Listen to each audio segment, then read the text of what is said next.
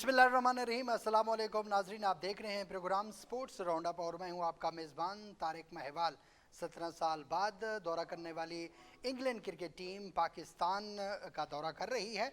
पहला test Rawalpindi stadium में खेला गया जो पाकिस्तान को शिकस्त से दो चार करने में कामयाब हुई इंग्लैंड क्रिकेट टीम। उसके बाद दूसरा टेस्ट मैच खेला गया मुल्तान स्टेडियम में।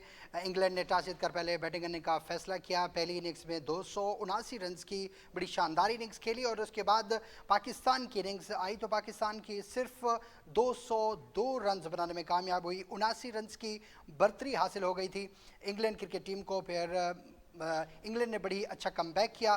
फिर ऐसे 355 रन का हदफ दिया था पाकिस्तान को जीतने के लिए, लेकिन पाकिस्तान 328 रन सिर्फ बना सकी और तमाम खिलाड़ी पवेलियन को लौट गए थे और उसके साथ साथ सिर्फ 26 रन से शिकस्त से दो चार हुई पाकिस्तान क्रिकेट टीम।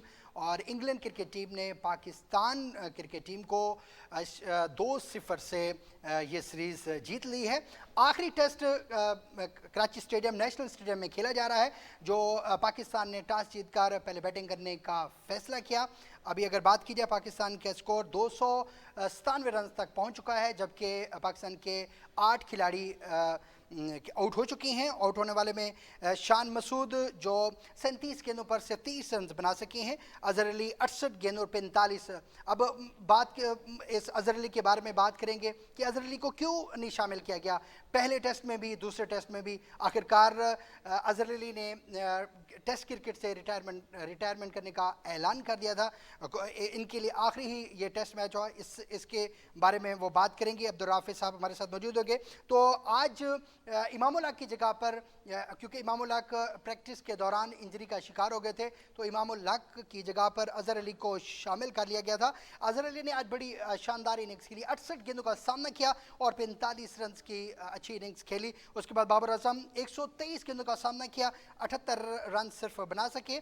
और सऊद शकील डेब्यू करने वाले ये बड़ी अच्छा परफॉर्मेंस कर रहे हैं, लेकिन आज के मैच में पहली ही इनिंग्स में सिर्फ 58 गेंदों पर 23 रन बना सके। मोहम्मद रिजवान की अगर बात की जाए तो 24 गेंदों पर 19 रन बना सके। इसमें शाहिद अफरीदी साहब कप्तान का भी ये कहना था कि इस वक्त मोहम्मद रिजवान को रेस्ट की ज़रूरत है, आराम की ज़रूरत है। इनकी जगह पर सरफराज अहमद को मौका दे देना चाहिए था। उसके बाद आगा सलमान की अगर बात की जाए तो 90 गेंदों पर 56 रन बनाने में कामयाब हुए। नुमान अली 24 गेंदों पर 20 रन बनाने में कामयाब हुए। अगर बॉलिंग की बात की जाए तो जैक लीच ने 2 विकेट लेने में कामयाब हुए।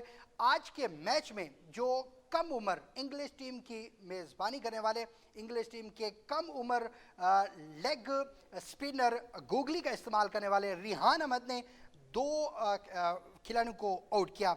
अगर ये बात की जाए तो सीरीज़ के आखिरी मैच में पाकिस्तान टीम में 4 तब्दीलियां आज की गई थी। इमामुल हक, मोहम्मद अली, जाहिद महमूद और मोहम्मद नवाज की जगह पर अजहर अली, नुमान अली, वसीम जूनियर और शान मसूद को प्लेइंग 11 का हिस्सा बनाया गया था। अगर वसीम जूनियर की बात की जाए तो वसीम जूनियर का ये पहला टेस्ट है, पहला डेब्यू है। और जबकि इंग्लैंड टीम में सिर्फ एक तब्दीली की गई, fast bowler, experience player, dangerous bowler James Anderson की जगह पर रिहान अहमद को पहला टेस्ट अभी खिला रही है जिसमें 2 विकेट लेने में कामयाब हुए। तो इसमें बात करने के लिए हमारे साथ मौजूद होंगे domestic player sports analyst Abdul Rafi साहब। मैं इसके बारे में उसके साथ डिस्कशन करूंगा। जी अस्सलाम वालेकुम अब्दुल राफी साहब। वालेकुम सलाम, thank you very much for inviting Abdul Tariq. Rafi साहब, ये अगर पहले टेस्ट किया मैंने आपके साथ थोड़ी डिस्कशन की थी। उसके बाद दूसरा जो मुल्तान क्रिकेट स्टेडियम में खेला गया, सिर्फ 10 रन या 15 रन में सिर्फ 5 खिलाड़ी आउट हुए थे। पाकिस्तान 355 रन के हदफ के ताकों में सिर्फ 328 रन बना सकी थी। 26 रन से वो शिकस्त से दो चार हुई। तो इसके बारे में क्या कहना चाहिएगा कि इसमें टीम मैनेजमेंट की मिस्टेक है या कोई बॉलिंग में या कोई इंजरीज का शिकार जिस तरह शहीन शाह अफरीदी, हारिस रऊफ, तो इसमें आपका क्या कहना है? क्योंकि आज के मैच पर फिर आएंगे। पहले जो मुल्तान क्रिकेट स्टेडियम में मैच जो खेला गया 355 रन के हदफ के ताकों में सिर्फ 328 रन बना सके, तो उसमें सीरीज भी इंग्लैंड 17 साल बाद 2-0 से जीत चुकी है। तो इसके बारे में क्या कहेंगे आप? देखें तारिक, जिस आपने इंजरीज की बात की है तो इंजरीज की वजह से अगर आप 2 टेस्ट मैच हारे होते तो उस सूरत में आज शायद आपकी टीम में तब्दीलियां होती, मोहम्मद अब्बास इस टीम का हिस्सा होते, मीर हमजा इस टीम का हिस्सा होते, या फिर आपने कुछ और भी बॉलर्स को आप टेस्ट एंड ट्राई कर सकते थे। अब सवालिया निशान आपकी क्रिकेट का ये है, आपकी क्रिकेट का अलमिया ये आ चुका है कि फ़हीम अशरफ जो कि ऑलराउंडर हैं, बहुत कम बॉलिंग सरफराज अहमद की कप्तानी में चेंज के ऊपर वो बॉलिंग करते थे और थोड़े बहुत वो ओवर कराते थे। तो वो आपके प्रीमियर फास्ट बॉलर के तौर पे आज इंग्लैंड के खिलाफ खेले। तारिक अगर आपको याद हो तो इस टेस्ट मैच से कल जब हम हमारी मेरी और आपकी इसी प्रोग्राम में गुफ्तगू हुई थी, तो मैंने एक चीज की जानिब इशारा किया था कि आपकी अप्रोच क्या है और इंग्लैंड की अप्रोच क्या है। इंग्लैंड की अप्रोच ये थी कि वो फास्ट बॉलर्स के ऊपर रिलाई करना चाह रहे थे, रिवर्स स्विंग के ऊपर रिलाई करना चाह रहे थे। वेराज हम पाकिस्तानियों के हवाले से ये था कि हम लोग जो है वो हमने स्पिनर्स के ऊपर रिलाई किया। हमारी ये कोशिश थी कि हम स्पिनर्स के साथ इस सीरीज को जीत लें, और फिर आप देखें स्पिनर्स के साथ हम कैसे गए। इब्तदाई टेस्ट मैच में हमने अबरार अहमद को चांस नहीं दिया, फिर दूसरे टेस्ट मैच में हमने उसे चांस दिया, जाहिद महमूद को उसके बाद फिर 84 ऑल दो के। देखिए जब एक अटैकिंग बॉलर आपने गुज़िश्ता मैच में खिला दिया था अबरार अहमद, तो उसके साथ यकीनी तौर पर नुमान अली को खिलाना चाहिए था, तो एटलीस्ट रन कंटेन करने की जानिब जाया जाए। लेकिन बात यह है कि आपकी कोई लॉजिक ही नहीं समझ आ रही कि इंग्लैंड की टीम आपको रिवर्स स्विंग के ऊपर आउट करना चाहती है, और इंग्लैंड की टीम ने रिवर्स स्विंग के ऊपर आपके आउट भी दिए हैं। लेकिन आपकी टीम की अप्रोच इब्तदाई दो टेस्ट मैचेस में ये थी कि आपकी ये कोशिश थी कि आप उनको स्पिन बॉलर्स के थ्रू पकड़ लें, और अबरार अहमद ने पकड़ा है, लेकिन दूसरे एंड से आपको किसी कुछ भी दिखाई नहीं दिया, किसी अगर बॉलर ने दम फन नहीं। अब्राम अब्दुल साहब अगर बात कीजिए तो इब्रार अहमद की पहले टेस्ट मैच में उन्होंने 7 विकेटें लेने में कामयाब होते हैं। दूसरे टेस्ट में अगर बात कीजिए तो 4 विकेटें लेने में कामयाब, टोटल 11 विकेटें उसकी रहेगांगी। अगर सऊद शकील की बात की जाए तो सऊद शकील बड़ी अच्छी परफॉर्मेंस का मुजाहरा किया, अच्छे रन भी किए, लेकिन ये सारी रहेगांगी, इसमें क्या लग रहा है आपको? देखें अबरार अहमद ने गुज़िश्ता टेस्ट मैच में पहली इनिंग्स में भी बड़ी उम्दा बॉलिंग की, दूसरी इनिंग्स में भी बड़ी उम्दा बॉलिंग की जैसा आपने बताया, और फिर इसी तरीके से सऊद शकील ने भी। लेकिन देखें cricket is a team game, unless until आपकी पूरी टीम जैली होगी या एफर्ट्स नहीं करेगी आप मैच नहीं जीत सकते, किसी सूरत आप मैच नहीं जीत सकते। तो at the end of day आपके तमाम तर क्रिकेटर्स को एटलीस्ट 6-7 क्रिकेटर्स को परफॉर्म करना पड़ता है, और टेस्ट मैच तो सेशन बाय सेशन गेम है, session bye session game change होती है, सेशन बाय सेशन आपको पता नहीं होता कि आप अगले सेशन में क्या होने जा रहा है। तो ये कोई T20 का मैच तो था नहीं। और फिर देखें आज रमीज हसन राजा साहब ने जो बयान दिया, आज दो के रमीज हसन राजा साहब की छुट्टी का दिया अभी इस वक्त पाकिस्तानी वक्त के मुताबिक जो वक्त हुआ है, लेकिन 17 दिसंबर है, हफ्ते का दिन है आज। ये आज के दिन की ये खबर है कि मिनिस्ट्री ऑफ आईपीसी ने वजीर आजम पाकिस्तान को अरसाल कर दिया है जी कि एक मरासला जिसमें ये लिखा गया है कि आप जो है वो पाकिस्तान क्रिकेट बोर्ड के चेयरमैन को तब्दील कर दें। तो उम्मीद राजा की बजाय तो अब यही दिखाई दे रहा है कि अभी तक की जो अपडेट्स हैं उनके मुताबिक जराये की खबरों के मुताबिक रमीज हसन राजा साहब को अपने पास भी वक्त कम रह गया। लेकिन अब तारिक जो कहने की बात है वो ये है कि रमीज हसन राजा साहब ने जो अब्दुल आज साहब मैं बयान आपको दिया ये है बताते चलूँ आप कि वो देखना है। तीसरे टेस्ट की फर्स्ट इनिंग्स इख्तिताम को पहुंची। पाकिस्तान ने पहले बैटिंग करते हुए सिर्फ 304 रन बनाने में कामयाब हुई। अब आपको क्या लग रहा है कि इंग्लैंड क्रिकेट टीम जो 657 रन बनाती है अपनी सिर्फ एक इनिंग्स में 500 या पौने 400, तो 304 रन क्या पाकिस्तान के लिए ज्यादा रन है?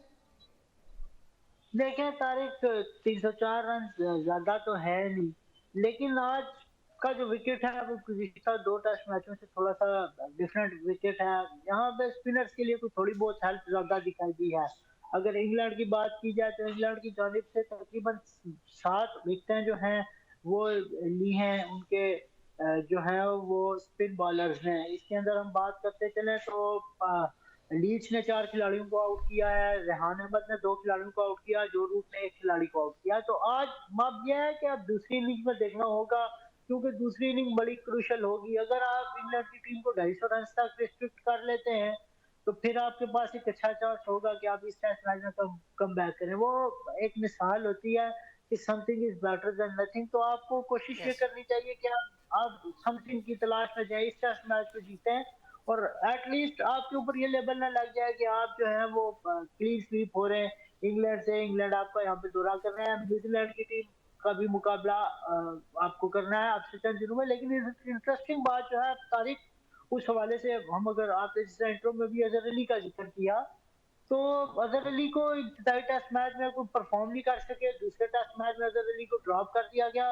और फिर तीसरे टेस्ट मैच से कब अजहर अली ने रिटायरमेंट की अनाउंसमेंट की। लेकिन ये मजे राफी की साहब, बात ये रिटायरमेंट की मजे की वजह बात क्या बनी? अगर गहराई में हम सोचा जाए तो हम अजहर अली के आपको साथ क्या बताना अच्छा हुआ?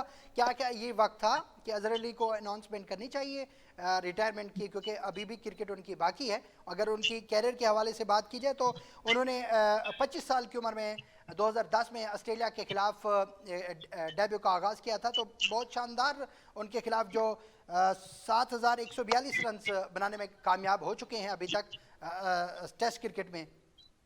तो ये क्या सही वक्त है बिल्कुल। अजहर अली के लिए? देखिए, आपने अजहर अली की बात की है। अजहर अली के अगर थ्रू आउट कैरियर की हम बात करते चले, कैप्टनसी के हवाले से हो, चाहे वो कैरियर, चाहे वो अजहर अली की इसके हवाले से हो, एज अ बैट्समैन रिटायरमेंट के हवाले से, एज अ क्रिकेटर रिटायरमेंट के हवाले से बात करते चले, तो इब्तिदाई तौर पे आपको याद होगा कि अजहर अली देखें बाबर आजम से गुज़िश्ता टेस्ट मैच से कल जिसे और हम ये अजहर अजहर अली अली के ऐसे हवाले प्लेयर हैं जो से ट्रिपल डबल सेंचुरी बनाने में कामयाब हुए थे। ये एजाज भी अजहर अली के पास है।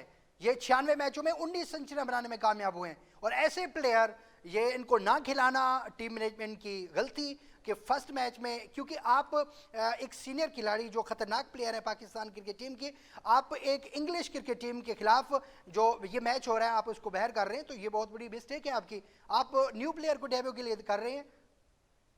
बिल्कुल। देखें तारिक, बहुत बड़ी ये मिस्टेक है। और फिर देखें आप अजहर अली के हवाले से जो मैं आपको बताना चाह रहा था वो ये था कि अजहर अली अ, बाबर आजम से जब सवाल किया गया इस टेस्ट मैच से का दूसरे टेस्ट मैच से के बाद इनफैक्ट, तो बाबर आजम का ये कहना था कि अजहर अली को अब गुड डिसीजन ले लेना चाहिए अपने हवाले से।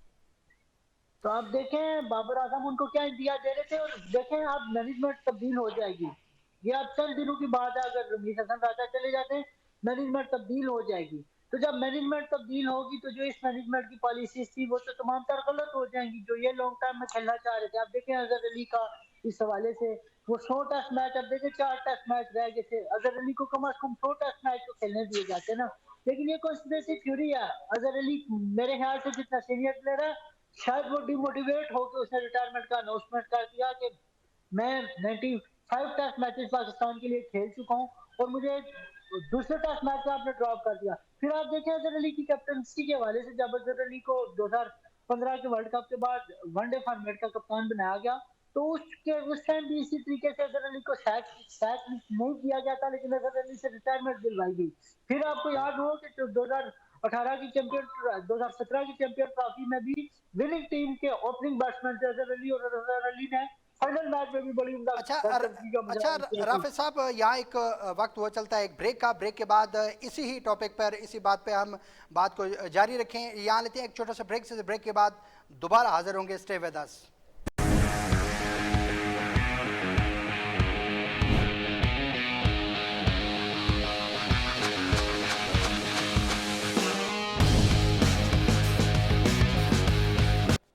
वेलकम बैक नाजरीन। तो बात हो रही थी अजहर अली के बारे में कि अजहर अली ने रिटायरमेंट का ऐलान कर दिया है। अगर अजहर अली की ये उससे हवाले बात की जाए तो सब कप्तान ने 12 साल पाकिस्तान की टीम की नुमाइंदगी की है और इंग्लैंड के खिलाफ कराची टेस्ट जो अभी मैच जारी है, तो इनके कैरियर का ये आखिरी इंटरनेशनल मैच होगा। अगर 25 साल की उम्र में अजहर अली ने 2010 में ऑस्ट्रेलिया के खिलाफ टेस्ट डेब्यू किया था और 9 टेस्ट में टीम की क़यादत भी की। टेस्ट में ट्रिपल सेंचुरी, डबल सेंचुरी समेत 96 मैचों में 19 सेंचुरियां भी बनाने में कामयाब हुए हैं और अजहर अली ने 53 वनडे मैचों में भी पाकिस्तान की नुमाइंदगी का आज़ाज़ भी रखते हैं।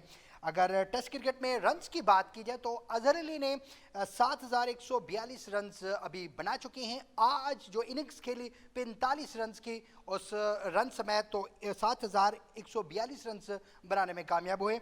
अजहर अली टेस्ट क्रिकेट में सबसे ज़्यादा रन बनाने वाले 5वें पाकिस्तान के बैट्समैन हैं और साबिक कप्तान पाकिस्तान की जनब से सेंचुरी में भी 5वें नंबर पर है, जबकि टेस्ट क्रिकेट में ट्रिपल सेंचुरी स्कोर करने वाले पाकिस्तान के चौथे बैट्समैन नामजद किए जाते हैं। तो इस हवाले से बात कर रहे थे अब्दुल राफिज से। अब्दुल राफिज साहब लाइन पे मौजूद हैं? जी, बिल्कुल देखें अज़हर अली के हवाले से हम बात कर रहे थे तो मैं कंप्लीट करता चलूँ हाँ कि जी जी। अज़हर अली देखिए जिस वक़्त उन्हें वनडे से रिटायरमेंट दिलवाई गई उस वक़्त भी इसी तरीके से तो देखें अज़हर अली की जो चारों रिटायरमेंट है इधर वो टेस्ट क्रिकेट से रिटायरमेंट हो, टेस्ट की कप्तानी से रिटायरमेंट हो या फिर वनडे क्रिकेट से रिटायरमेंट हो, वनडे क्रिकेट की कप्तानी से रिटायरमेंट हो, तो वो अज़हर अली के साथ कोई ऐसा एक वाक़या पेश आता है कि उन्हें ज़बरदस्ती दिलवाई जाती है कि आपको हटा देंगे नहीं तो आप दे दें इज्जत के साथ चले जाएं। तो ये अच्छा शगुन नहीं है देखिए आपने कम से कम 100 टेस्ट मैचेस तक उन्हें थ्रू देना चाहिए था अजहर अली को।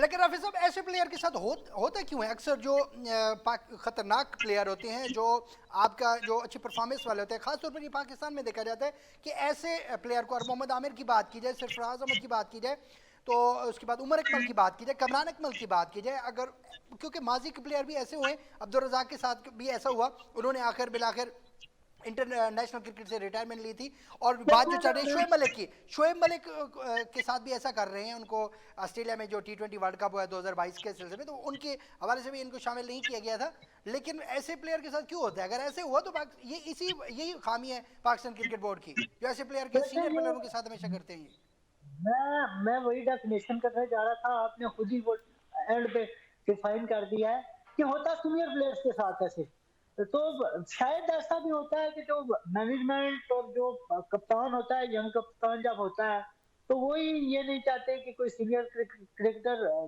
वहां पर मौजूद हो शायद उनकी इंटरफेरेंस से डरते हैं तो ये भी रीजन एक हो सकती है कि अजहर अली सीनियर क्रिकेटर हैं वो अगर मौजूद होंगे देखिए सबसे बड़ी तो बात यह है कि सीनियर प्लेयर जब स्क्वाड में मौजूद होता है तो उसे खिलाना मजबूरी बन जाती है अब जिस तरह आपने अजहर अली को लास्ट टेस्ट मैच में दूसरे टेस्ट मैच में ड्रॉप किया पाकिस्तान टीम से तो फिर एक मीडिया की हाइप क्रिएट हो गई थी इस हवाले से लेकिन लेटर ऑन आप देखें कि फिर जो भी मामला हुए वो आपके सामने लेकिन सारी इन दी एंड बात वही है कि सीनियर प्लेयर्स को इज्जत देनी होगी और सीनियर और जूनियर का कॉम्बिनेशन बहुत अहमियत का हामिल होता है आप देख लें कि लास्ट टेस्ट मैच में आपकी टीम ने एक ऐसा रिकॉर्ड बनवा दिया कि जो काबिल कबूल ही नहीं है कि आपकी youngest team in terms of test matches आपने खिला दिया कि 100